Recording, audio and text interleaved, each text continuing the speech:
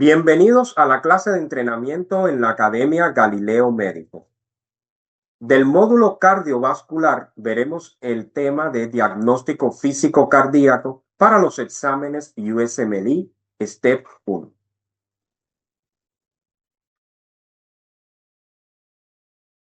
En esta clase tocaremos la secuencia del examen físico cardíaco, las técnicas de inspección, palpación, auscultación, ruidos cardíacos y soplos, las maniobras dinámicas, los pulsos periféricos, tocaremos la toma correcta de la presión arterial, signos periféricos y al final una sección de alto rendimiento con casos clínicos interactivos. El objetivo de la clase es integrar los hallazgos del examen físico cardíaco con la fisiopatología y el diagnóstico diferencial de las enfermedades cardiovasculares. Esta es la importancia del diagnóstico físico que nos permite formular la hipótesis clínica y orientar el pensamiento sin depender de tecnología alguna. Cada signo nos debe hacer sospechar un cambio en los parámetros hemodinámicos como la precarga, poscarga, contractilidad y ritmo. Por ejemplo, un tercer ruido no es solo un ruido, es una manifestación de sobrecarga de volumen por aumento de la precarga. En la secuencia del examen físico cardíaco es importante la sistematicidad para que no se nos olvide ningún elemento. Primero la inspección general, luego pulsos, la toma de la presión arterial, el estudio de las venas yugulares del cuello y el estudio del precordio con la palpación y la auscultación. No tocaremos la percusión porque nos aporta muy pocos elementos clínicos. La inspección general es para buscar pistas. La disnea, la cianosis si es central o periférica, la palidez y el tipo de esfuerzo respiratorio son indicadores directos de la severidad del compromiso hemodinámico. Las deformidades torácicas como el pectus excavatum y el pectus carinatum pueden alterar la transmisión de los ruidos cardíacos y la localización precisa de los hallazgos. En la exploración venosa yugular tenemos tres elementos: la ingurgitación yugular, el reflujo hepatoyugular y el estudio de las ondas y descensos yugulares que nos aportan información diagnóstica. La ingurgitación yugular es la distensión de la vena yugular interna. Cuando tenemos al paciente en posición de semisentado, esto sugiere una presión telediastólica derecha elevada y congestión sistémica. El reflujo hepatoyugular lo vemos al presionar sobre el cuadrante superior derecho del abdomen. La ingurgitación yugular se acentúa. Este resultado positivo indica insuficiencia cardíaca derecha. Y las ondas y descensos yugulares nos muestran el pulso yugular, la graficación del pulso yugular con ondas que reflejan los eventos del corazón derecho. Como en esta imagen vemos ondas A, X, V, Y y la onda C. La onda A es la contracción de la aurícula derecha. La onda X, la relajación de la aurícula derecha. Onda V, el llenado de la aurícula derecha. Y onda Y es el llenado del ventrículo derecho. La C es un impulso que hace al pulso yugular el pulso arterial carotídeo. Por eso la C de carotídeo. Tenemos un ejemplo. Cuando hay ausencia de una onda A, no hay contracción auricular, lo cual estamos en presencia de una fibrilación auricular. O una onda A prominente en una estenosis tricúspide. El estudio de las ondas yugulares nos aportan pistas para llegar a un diagnóstico. La palpación de los pulsos periféricos se debe hacer sistemáticamente para incluir todos los pulsos. Como nos muestra en la imagen, comenzar con el pulso carotidio, el subclavio, luego el braquial, el radial y el ulnar. Continuamos con el femoral, popliteo, tibial posterior y pedio. En la palpación también debemos explorar el pulso de máximo impulso. Se localiza en el quinto espacio intercostal, como muestra la imagen. Es el área del ápex cardíaco, de la punta del corazón. En el quinto espacio intercostal, en la línea medio clavicular. Cuando se produce un desplazamiento lateral hacia la izquierda del punto de máximo impulso, esto indica dilatación del ventrículo izquierdo, mientras que un pulso de máximo impulso reforzado y sostenido sugiere hipertrofia concéntrica. Este choque de la punta sostenido que se mantiene durante gran parte de la sístole es un signo de sobrecarga de presión y típicamente ocurre en la estenosis aórtica o en la hipertensión arterial severa. Los levantamientos paraesternales es un levantamiento palpable del esternón. Esto sugiere sobrecarga de volumen del ventrículo derecho, como en la hipertensión pulmonar. Los thrills son vibraciones palpables sobre el precordio, causadas por soplos muy intensos, de grado 4 o superior. En la exploración cardíaca, la auscultación nos aporta muchas claves diagnósticas de las enfermedades cardíacas. Veremos los ruidos cardíacos normales y los adicionales. En la imagen podemos ver en una línea temporal cómo hay líneas verticales representando los ruidos cardíacos. Los ruidos cardíacos normales, primer ruido y segundo ruido, están en puntos claves del ciclo cardíaco, separando la diástole de la sístole, el primer ruido, y la sístole de la diástole consiguiente, el segundo ruido cardíaco. Los ruidos adicionales, como el cuarto ruido y el tercer ruido, están en diástole. El primer ruido cardíaco es causado por el cierre simultáneo de las válvulas aurículo-ventriculares mitral y tricúspide. Está representado por una sola línea porque son simultáneos, tanto el componente mitral como el componente tricúspide.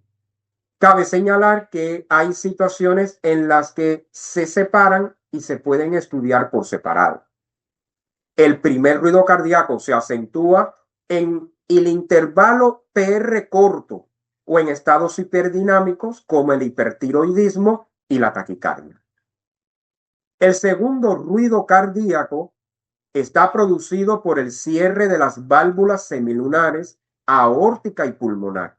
Aquí lo vemos representado en azul el componente aórtico y en verde el componente pulmonar. El desdoblamiento fisiológico del segundo ruido, donde se pueden auscultar ambos componentes, ocurre en la inspiración, ya que el aumento del retorno venoso retrasa el cierre de la válvula pulmonar. Un desdoblamiento fijo del segundo ruido, donde se divide ampliamente el componente aórtico del componente pulmonar, este no cambia con la respiración, y siendo una señal distintiva de una comunicación interauricular donde el desplazamiento se hace amplio, fijo y constante del segundo ruido.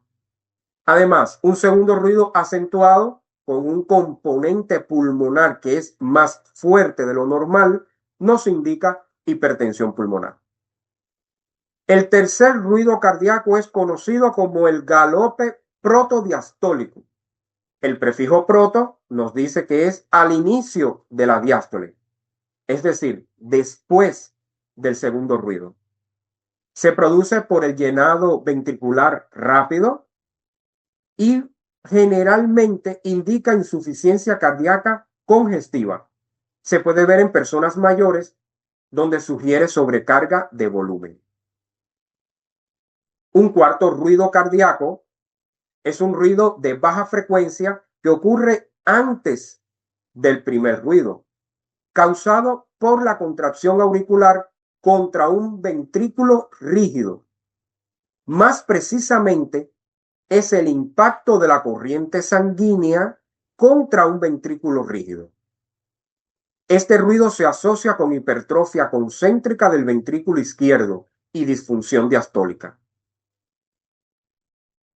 El chasquido de apertura mitral es un ruido diastólico abrupto, guiándonos por la imagen donde vemos las fases del ciclo cardíaco.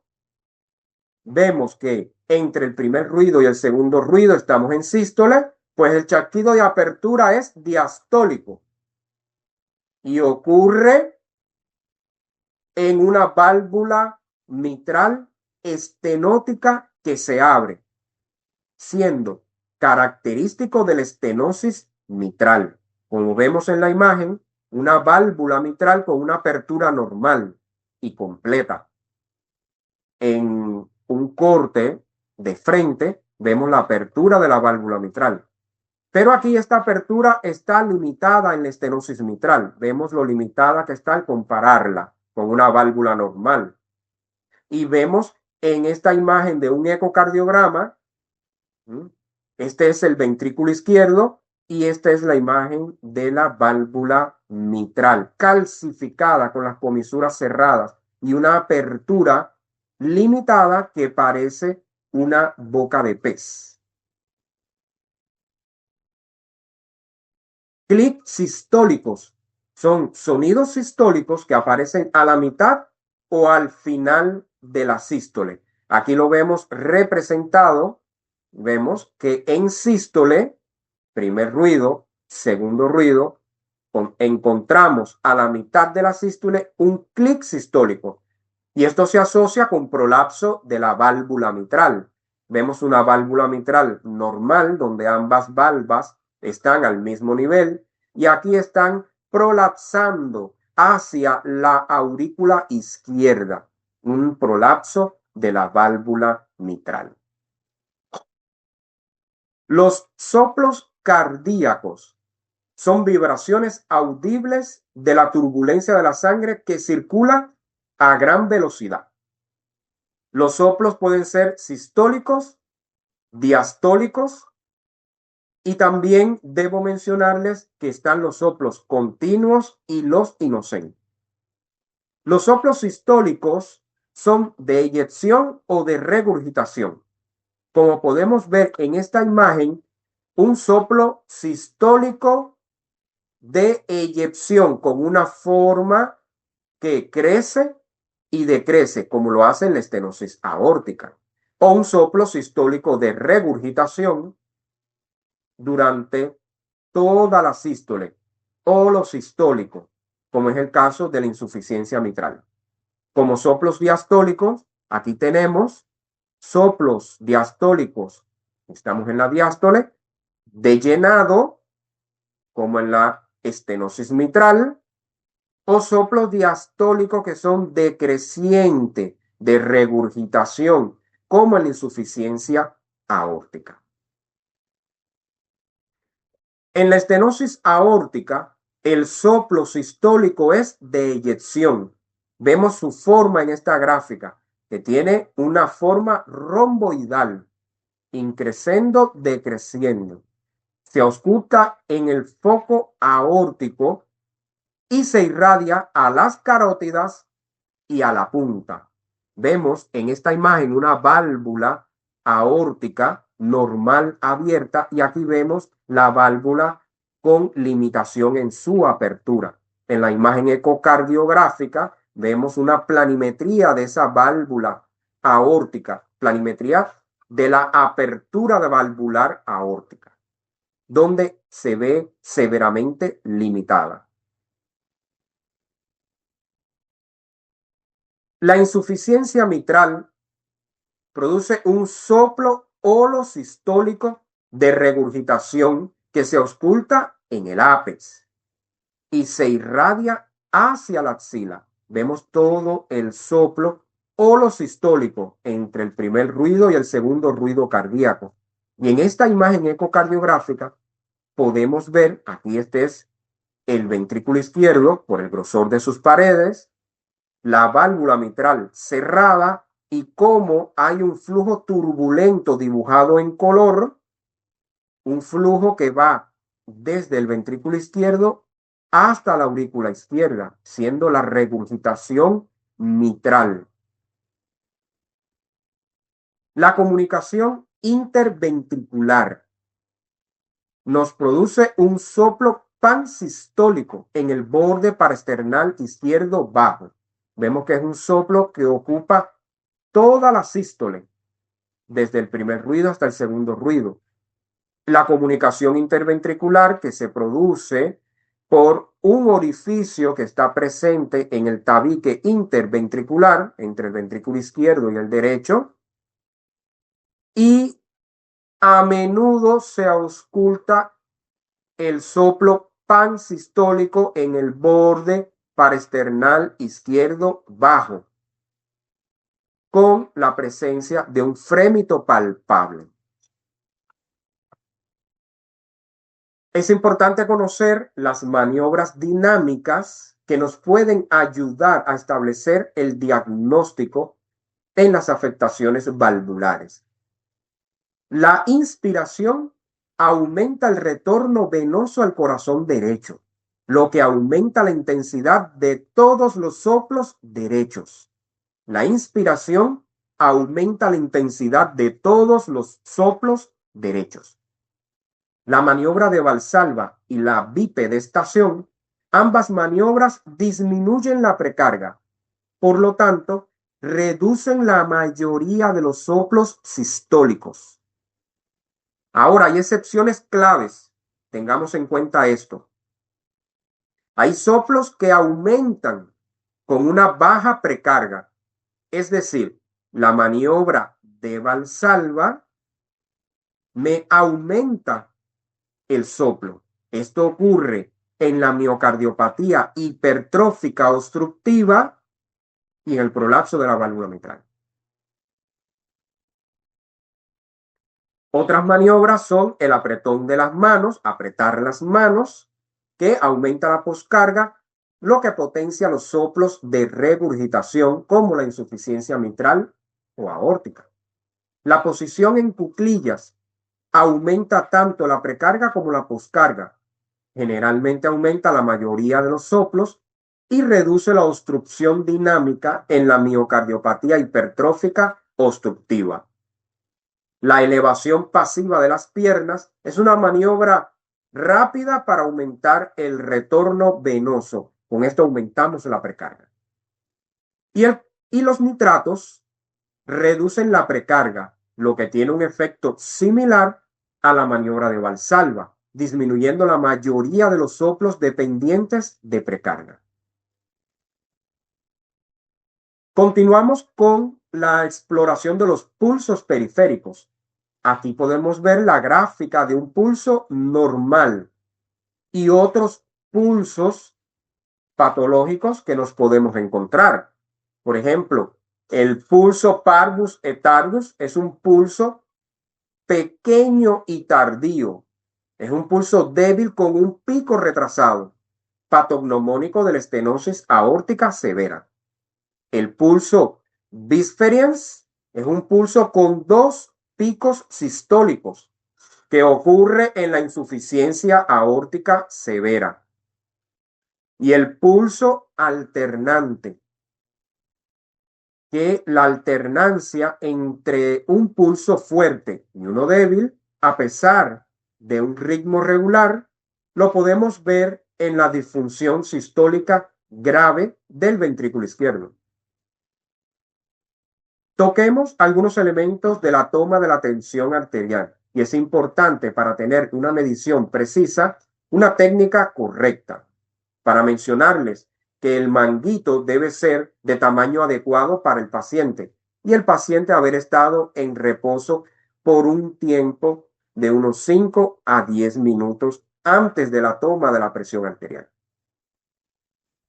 También es importante conocer las diferencias de la presión arterial entre los miembros, tanto superiores como inferiores, lo cual nos puede hacer sospechar una disección aórtica o una coartación de la aórtica cuando encontramos una diferencia significativa de más de 20 milímetros de mercurio. Signos periféricos en la exploración también nos orientan sobre enfermedades del corazón, como los edemas con fovea o Godet, que son una hinchazón que deja una marca temporal al ser presionada, como vemos en la imagen. La presión digital provoca una hendidura en el pie edematoso, una hendidura llamada fovea o Godet, y se debe a la retención de sodio y agua, típicamente por insuficiencia cardíaca derecha. Las acropaquias, que son los dedos en palillo de tambor, como vemos en la imagen, es un engrosamiento de los tejidos blandos de los dedos y se asocia con hipoxemia crónica. En cardiología, asociado a cardiopatías congénitas cianóticas. La cianosis es la coloración azulada de la piel y mucosas. Una cianosis central en labios y lengua, como en la imagen, indica una oxigenación sanguínea deficiente a nivel sistémico. Y una cianosis periférica se debe a una mala perfusión, como vemos esos dedos cianóticos. El agrandamiento del hígado es la hepatomegalia y la citis, la acumulación del líquido en el abdomen, que son ambos signos de insuficiencia cardíaca derecha crónica. En esta tabla resumen podemos correlacionar hallazgos físicos, fisiopatología y diagnóstico probable. Les traigo estos 4 ejemplos como un pulso Bisferiens es producido por la insuficiencia aórtica, siendo este el diagnóstico. Un cuarto ruido cardíaco por la disminución de la compliance del ventrículo izquierdo, siendo el diagnóstico la hipertrofia concéntrica del ventrículo izquierdo. Un desdoblamiento fijo del segundo ruido es por sobrecarga de volumen del ventrículo derecho, se ve en la comunicación interauricular. Y el soplo en creciendo decreciente con irradiación a carótidas. Esto es por el flujo limitado a través de la válvula aórtica y se ve en la estenosis aórtica. En esta sección de alto rendimiento vamos a hacer preguntas específicas estilo exámenes USMLE, en donde debemos reconocer el diagnóstico, estar claros del tema de la pregunta y de todas las opciones que nos dan, saber reconocer el diagnóstico diferencial para llegar al diagnóstico correcto. Una niña de 6 años acude al médico para un chequeo de niño sano. No presenta antecedentes de enfermedades graves. Su temperatura es de 37 grados Celsius.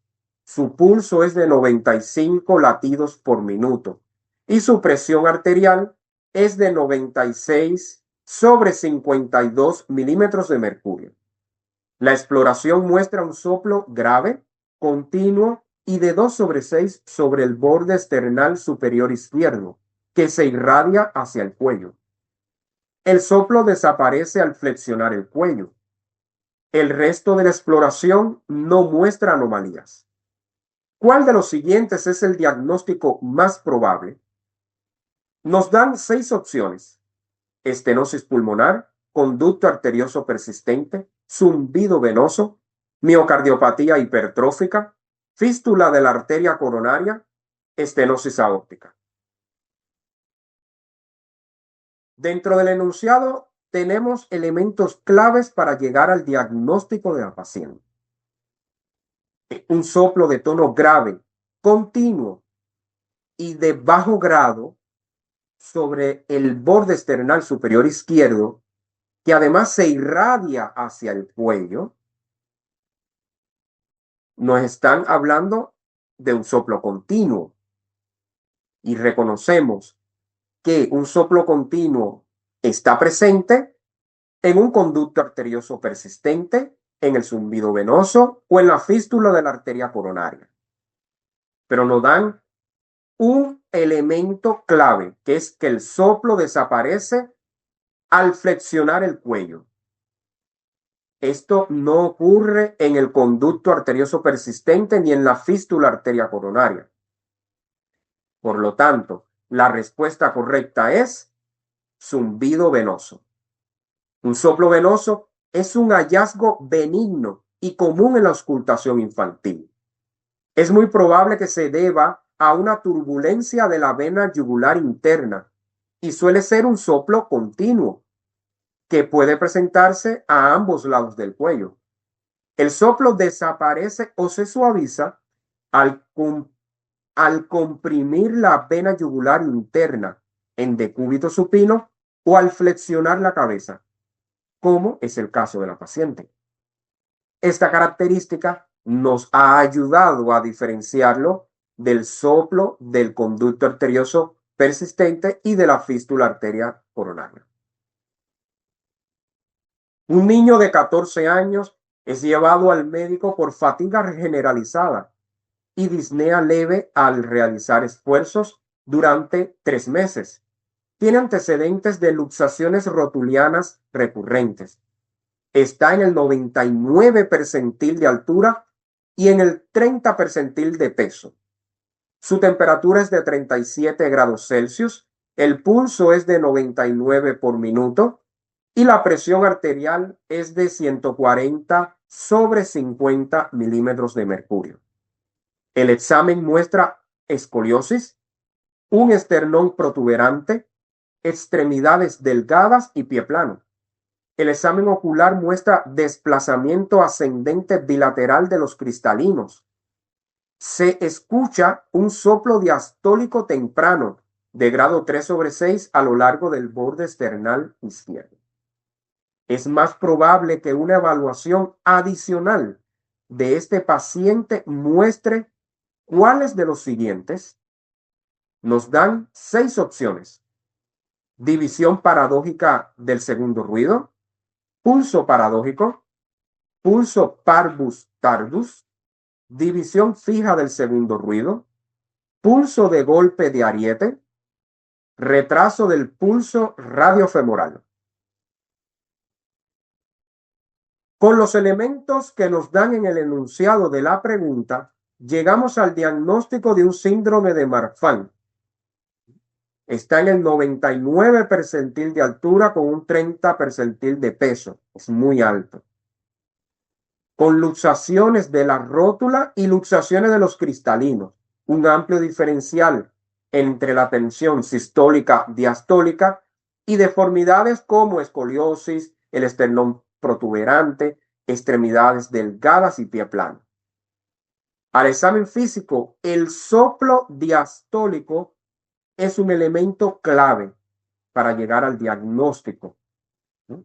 En este caso de síndrome de Marfan, con un soplo diastólico en grado 3/6 a lo largo del borde esternal izquierdo, nos hace sospechar de una enfermedad aórtica, porque a menudo los pacientes con síndrome de Marfan tienen dilatación de la aórtica con valvulopatía aórtica. La respuesta correcta es pulso de golpe de ariete, que este es un pulso saltón, un pulso en martillo, que es un hallazgo clásico en el examen de los pacientes con insuficiencia aórtica. Un joven de 16 años acude al médico para una revisión rutinaria de mantenimiento de la salud. Se siente bien, no tiene antecedentes de enfermedades graves. Se encuentra en el percentil 60 de estatura y peso. Los signos vitales están dentro de los límites normales. La auscultación pulmonar es normal. Se ausculta un soplo sistólico de eyección de grado 3/6, en crescendo decrescendo a lo largo del borde esternal inferior izquierdo. El soplo disminuye de intensidad al ponerse en cuclillas rápidamente y aumenta al realizar la maniobra de Valsalva. Este paciente tiene mayor riesgo de sufrir ¿cuál de las siguientes complicaciones? Nos dan 6 opciones: angiodisplasia, endocarditis infecciosa, muerte súbita cardíaca, embolia paradójica, apoplejía pulmonar o aneurisma cerebral.